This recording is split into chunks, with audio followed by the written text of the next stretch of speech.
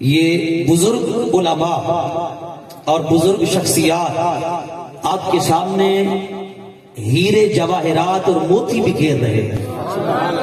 یہ وہ مستند باتیں ہیں جو سننے کے لیے سالوں میں کبھی ملتی ہیں۔ آپ مقررین کو سنتے ہیں، خطباء کو سنتے ہیں، جن کی باتوں کا سر پیر بھی بعض اوقات نہیں ہوتا ہے، اور ہماری قوم بڑی معذرت کے ساتھ عادی بن چکی ہے ایسے خطباء اور مقررین کو سننے کی جو لگی لپٹی لگا کے آپ کو بظاہر خوش کر کے واہ واہ کرا کے چلے جاتے ہیں، لیکن ان بزرگ شخصیات کی خدا کی عزت کی قسم جن کا دیدار نبی کا دیدار ہے، جن کا مصافحہ نبی پاک کا مصافحہ ہے، جن کا دیکھنا بھی ثواب ہے۔ یہ حضور کی حدیث پاک ہے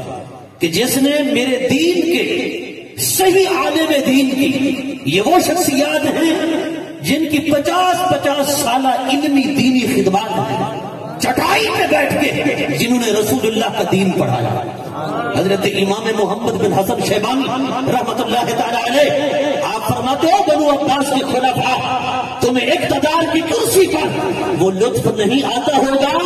جو چٹائی پر بیٹھ کر امام محمد کو حدیث رسول پڑھاتے ہوئے مزہ آتا ہے۔ سبحان اللہ۔ حضرت گرامی کاش کہ یہ لطف کوئی اٹھا کے دیکھے تو صحیح نا کہ چٹائی پہ بیٹھ کر قال اللہ اور قال رسول اللہ کہنے والوں کی شان کیا ہے۔ حضرت غوث پاک رضی اللہ تعالیٰ عنہ فرماتے ہیں درست العلم حتی سب کو کتبا، وہ ہمارے بزرگ تو فرماتے ہیں نا، مفتی احمد یار خاننگی رحمت اللہ تعالیٰ علیہ نے لکھا حکیم الامت نے کہ جو اپنی ولایت کو چھپانا چاہے نا وہ اپنے نام کے ساتھ مولوی لگا دے یا مولانا لگا دے۔ ہماری قوم ماشاءاللہ ایسی چٹی سفید ہے کہ لفظ مولانا اور مولوی کو دیکھ کر چاہے وقت کا کتب لگتا کیوں نہ ہو اسے کبھی ولی تسلیم نہیں کرے گی، اسے کبھی بزرگ نہیں مانے گی۔ جو موٹے موٹے منکے پہن لے، بڑی بڑی تسبیحاں، رنگ برنگ کے کپڑے، جبے،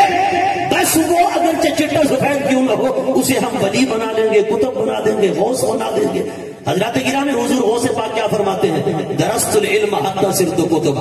فرماتے ہیں میں یہی دین رسول اللہ پڑھتے پڑھاتے وقت کا کتب بن گیا۔ خدا کی قسم اگر وقت کے کتب دیکھنے ہیں